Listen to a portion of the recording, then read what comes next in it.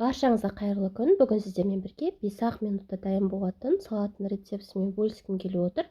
Олай болса, соңына дейін менімен бірге болып, арнама тіркелмеген болсаңыздар, тіркеліп қоюды ұмытпаңыздар.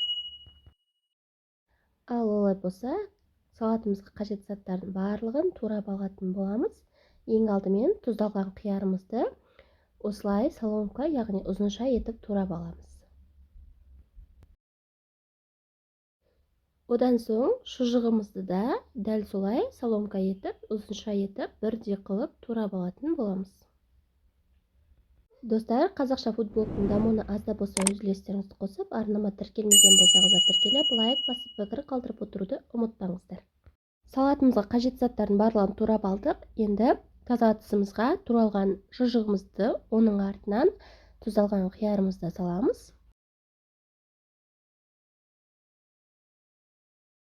Содан соң жүгерімізді саламыз.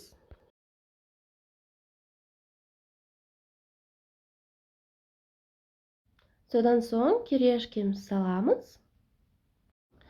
Артынан үткіштен алдын ала өткізілген, яғни теркадан өткізілген жұмыртқамызды саламыз.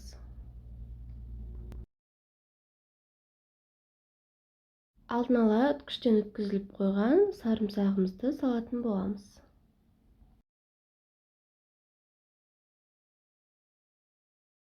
Дәміне қарай тұзымызды қосамыз.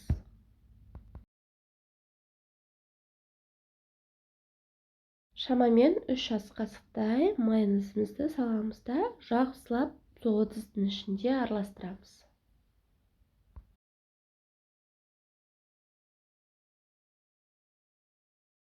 Осымен біздің салатымыз дайын болды. Міндетті түрде жасап көруге кеңес беремін. Өте дәмді, ауызашарға нағыз таптырма салат десем де болады. Небәрі 5-ақ минут уақытыңызды алады.